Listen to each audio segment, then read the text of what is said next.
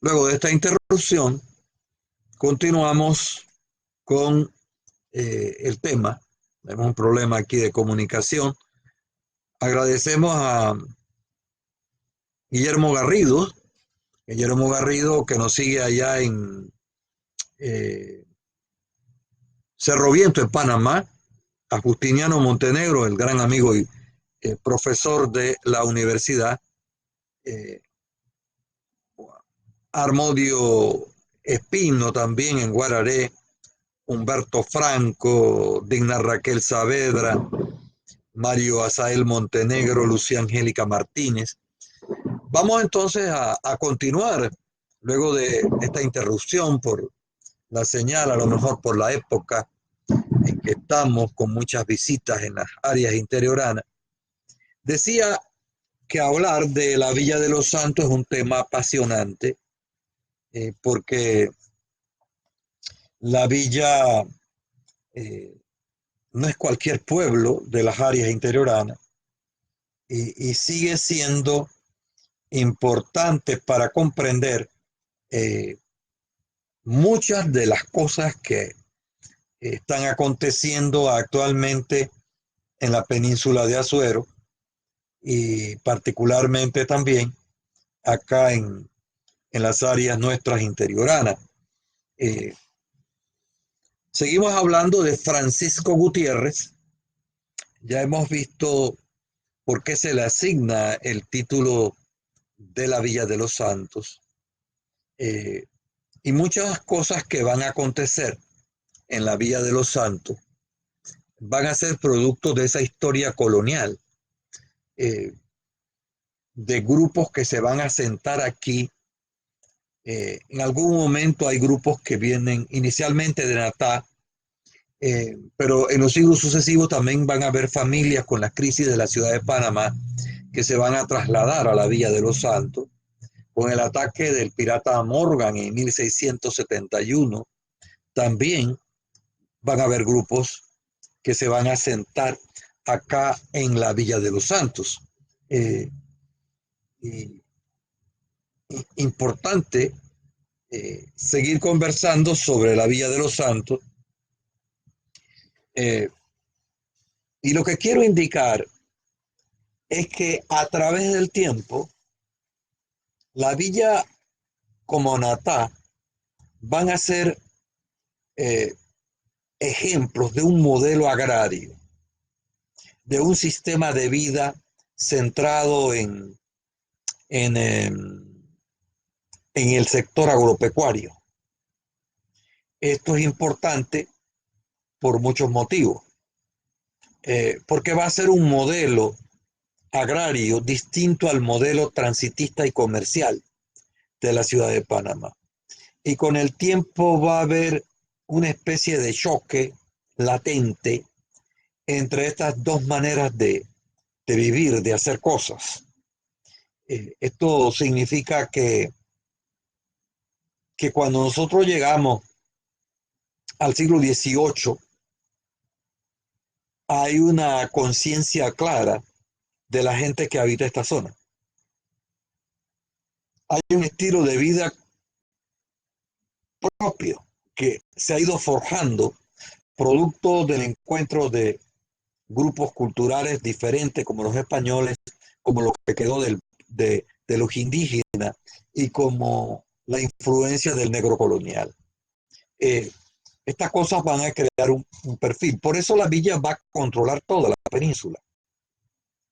Eh, y el modelo va a ser lo que se va a llamar ya de bien temprano, al final del siglo XVI, principio del XVII, si mal no recuerdo, el curato de los santos. Ese curato de los santos que va a ser lo que ahora tenemos como Herrera y los Santos. Porque la otra división de Veragua norte-sur, esa viene precisamente de los límites de la alcaldía, donde llegaba la alcaldía mayor de Natá. Y eso se ha mantenido bastante hasta la época actual. Por eso usted ve que hay una sección occidental de la península, todo el sector de Mariato, que pertenece a Veragua. Eso tiene un origen antiquísimo, ¿no? Eh, mientras la villa va a ser más el área, eh, la península, la gente se va a asentar en esa zona de la península y la villa va a ser el centro por antonomasia de las cosas. Yo decía que eh, esto es lo que en el Panamá de ayer y de hoy se llama el Panamá transitista, menos el Panamá de las provincias interioranas. Eh, y va a representar modelos distintos de vida. Cuando en el siglo XVIII comienzan a llegar, después de la Revolución Francesa de 1786, las ideas nuevas, cuando comienzan las luchas libertarias de Bolívar, de Francisco, de otro de los grandes franciscos importantes en la historia de este país, de esta región latinoamericana. Esas ideas van a llegar aquí, van a llegar y van a tener eco en la villa, porque la villa es donde estaba la gente que sabía leer y escribir. Decíamos hace un rato, donde estaba el poder económico, donde estaban las mejores casas, donde estaba la mejor iglesia, donde estaba la residencia del poder, propiamente dicho. Entonces, esto nos explica a nosotros muchas cosas que tienen que ver con lo que va a suceder en el siglo XIX. Eso no es una invención graciosa, me estoy refiriendo al grito santeño, a la independencia de Panamá de España, el 10 de noviembre de 1821. Eh, esa es la verdadera razón. Eh, y cuando uno estudia eso, uno llega al convencimiento que el pueblo que más condiciones tenía para hacer eso era la Villa de los Santos. Eh, y aquí había gente eh, importante, ¿no? El caso del coronel Segundo de Villarreal, que había trabajado con la corona española, que era un hombre de riquezas en la villa, de riquezas para aquella época, que llegó a tener residencia en San Felipe, en la ciudad capital, que tenía excelentes relaciones políticas. Eh, el 10 es el producto de eso.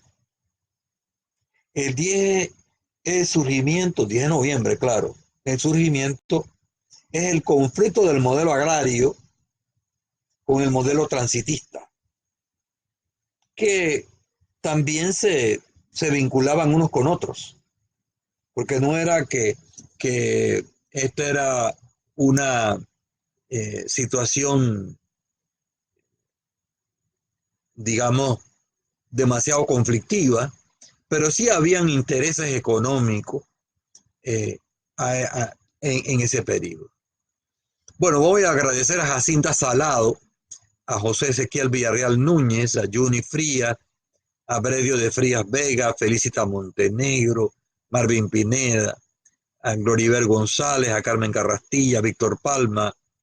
Eh, Gloriver González dice que la villa fue el eje principal porque entonces perdió esa relevancia.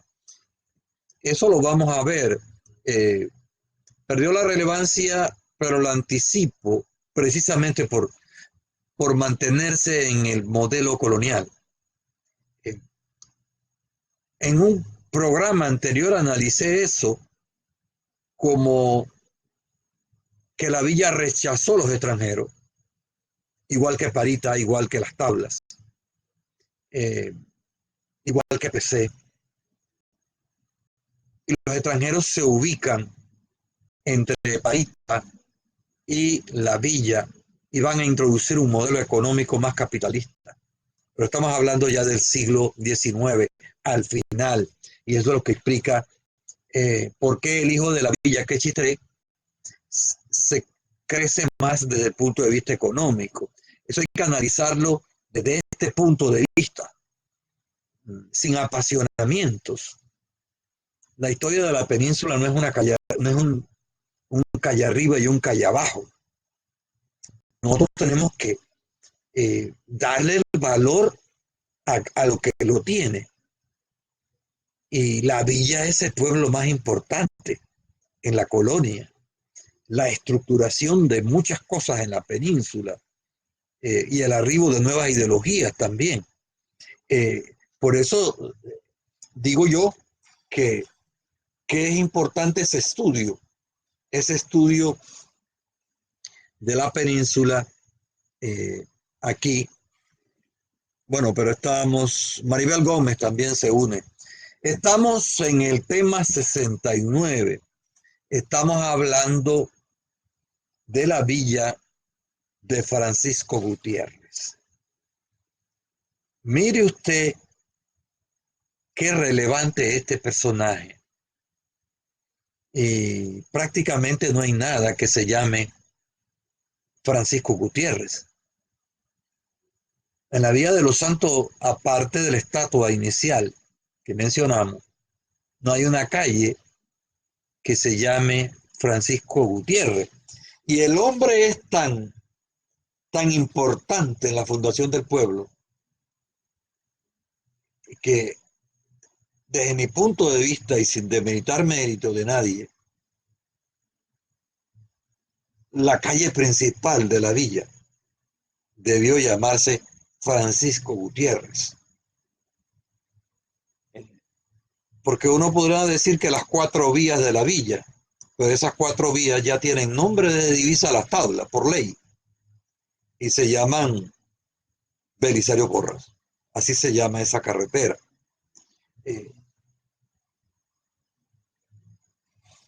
Mire usted el siglo XIX. Si tenemos que estudiar los siglos anteriores,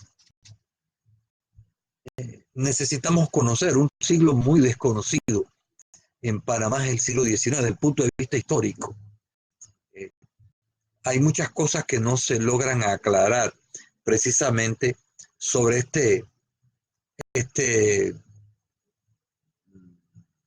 esta centuria importante, ¿ya?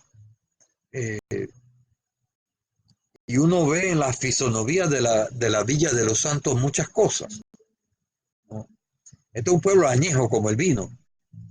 Este es un pueblo lleno de historias, algunas lamentablemente no reconocidas, como estas que estamos hablando, de Francisco Gutiérrez. Yo estuve incursionando, metiéndome en el archivo de Indias, tratando de encontrar un Francisco Gutiérrez. Lo que pasa es que Francisco es un nombre muy común en España, no solamente de ayer, sino de hoy. Encontré un reporte de alguien que llega a Portobelo llamado así, pero eso no significa que sea el mismo. Es difícil saber realmente qué pasó con Francisco Gutiérrez. ¿Por qué no solamente fue borrado de la historia, literalmente, sino que pareciera que esa sentencia del siglo XVI se ha mantenido desde entonces, ¿no? Como si realmente lo hubieran ahorcado, como si lo hubieran descuartizado como hacían en aquella época, porque no hay un solo indicio de Francisco Gutiérrez y de su historia y de lo que él hizo, no solamente por la villa, el establecimiento y la creación del primer alcalde ordinario, Francisco Gutiérrez, en la villa, va a marcar toda la península en los siglos sucesivos. Y esos colonos, creadores de la villa, al punto que todavía hoy, en áreas cercanas a la Villa de los Santos, cuando usted se dirige para allá, para el Bongo, cuando sale de la villa en esa dirección, va a encontrar la Ravelo,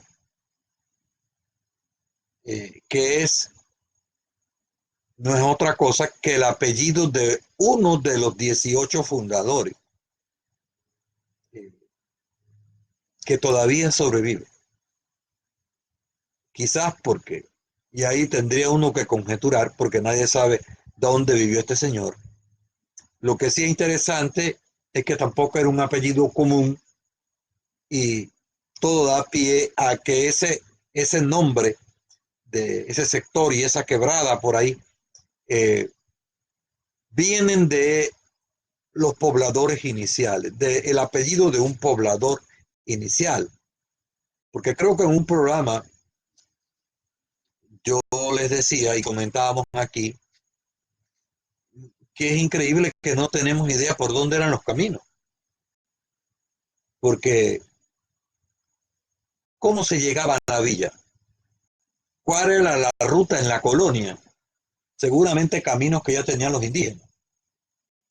Eh, pero cuando uno va en el siglo XIX, los conflictos que se dan en la villa, cuando hay ataques de la gente que viene de Veragua en la década del 50 por las sublevaciones campesinas, eh,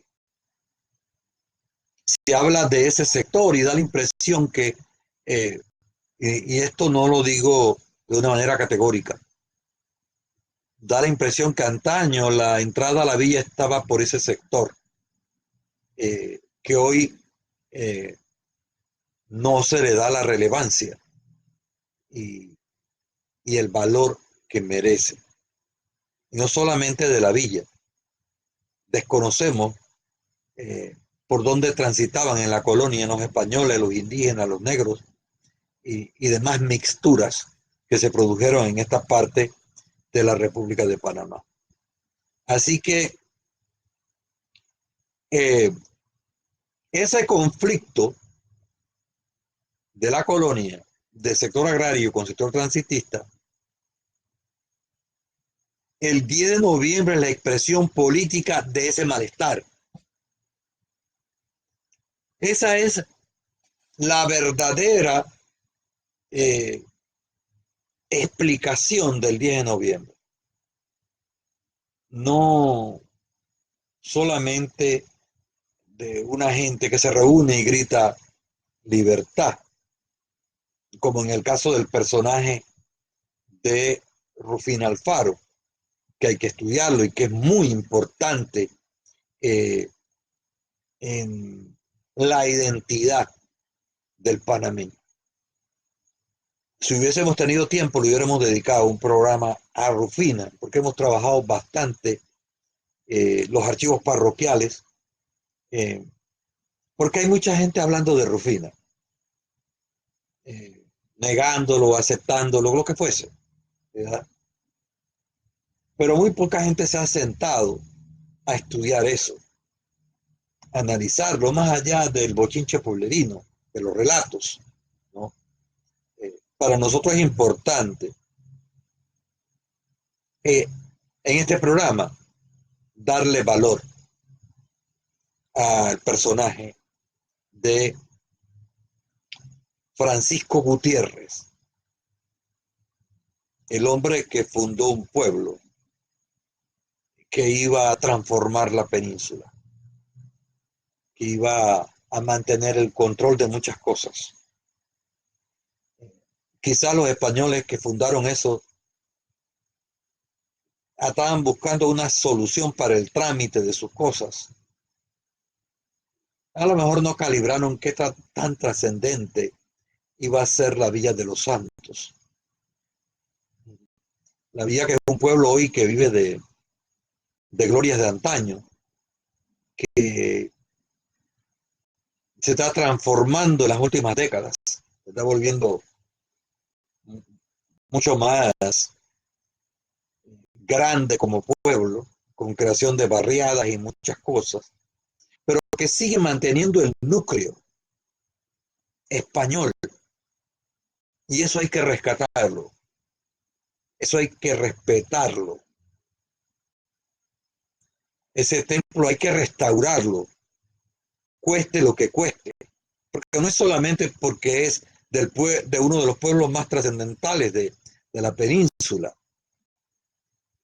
es que es un patrimonio nacional, porque ahí hay tantas cosas de las cuales podríamos hablar, que representa ese templo, no solamente la religión católica, no solamente son los retablos. Bueno, allí estaba el 10 de noviembre un sacerdote correoso, eh, un hombre bastante ilustrado para la época y que seguramente también jugó un papel importante en el grito del 10 de noviembre de 1821. Eh, Rastrear esos orígenes, esos apellidos que firman el acta y estudiar en el árbol genealógico hacia atrás de a dónde venían, que eran los mismos que tenían las cofradías en la villa, las organizaciones que administraban las riquezas, por ejemplo, de un santo. Eh, y que cuando uno ve los nombres en esas cofradías, eh, algunos de ellos van a ser los que van a aparecer firmando el acta del 10 de noviembre de 1821. Eh, Qué interesante, el 10 de noviembre, eh, el grito santeño que va a cumplir 200 años, el bicentenario en el 2021, dentro de prácticamente 2 años. Habría que estudiar bastante de aquí a allá, planificarse bien, eh, qué es lo que queremos hacer en el patronato 10 de noviembre, para que no nos sorprenda el bicentenario, eh, conmemorándolo simplemente con fuegos artificiales y demás, que no es que sea malo, me parece bien, pero no hay que descuidar la otra parte, la explicación científica y también emotiva del 10 de noviembre, eh, estudiar más los personajes, la gente que vivía en aquella época. Yo he sentido la emoción, por ejemplo, de tener un censo de la villa de principio del siglo XX, donde se anotaban, aunque usted no lo crea, casa por casa. Y allí va a encontrar personajes increíbles de esta historia. Eh, Gente que venía de otro lado a bautizarse en el templo, por lo que representaba la Villa de los Santos, históricamente. Los grupos de poder de otros lugares siempre querían bautizar sus hijos en la villa, en el templo de San Atanasio. Hasta un expresidente conclesano está bautizado en el templo de San Atanasio. Ahí está el documento que da fe de lo que indicamos. Por eso es tan relevante haber asumido hoy el tema de Francisco Gutiérrez como personaje trascendental de la Villa de los Santos, ¿no? Vamos a ver a la gente que nos sigue aquí. Uh, Dice Gloriver González, quiere decir que la llegada de los extranjeros fue clave en el desarrollo que tiene Chitré, indiscutiblemente. Chitré es en gran parte una hechura de estos grupos comerciales que arriban por el puerto, ¿no? Le invito a buscar en YouTube el programa que dedicamos a Chitré, donde explicamos precisamente eso. José Pinzón, Ricardo Moreno, eh, nos están viendo.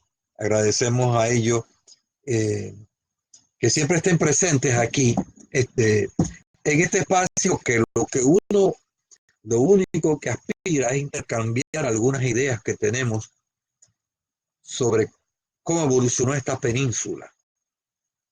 Eh, el estudio de los personajes de la península es importante y el estudio de Francisco Gutiérrez es importante, eh, como el estudio de Pedro Goitía Meléndez en el siglo XIX, como el estudio de Belisario Porras Barahona, como el estudio de esa mujer extraordinaria nacida en las minas, Ofelia Hooper Polo, ¿no? De la primera mitad del siglo XX, ¿no? Eh, y tantos otros que nosotros podríamos mencionar. Esa historia apenas contada de Francisco Gutiérrez. Sí, porque los hechos, lo que tenemos hoy, no fue una cosa de alguien que vino por aquí con una varita mágica. Por eso a alguna gente les cuesta comprender algunos sucesos. Alguna gente se pregunta, ¿por qué el grito en la villa y no en otro lugar? Porque la villa era el epicentro del poder. Porque los pocos intelectuales que habían en la península estaban en la villa. Porque la gente que controlaba el poder y que quería más libertad, porque eso lo vemos en la historia de la península y en la historia de la villa de Parita. Siempre hay solicitudes a la audiencia pidiendo que les permitan comerciar más, que siempre hay un dominio de la zona de tránsito que se instaura desde el siglo XVI. El 10 de noviembre la ruptura con eso.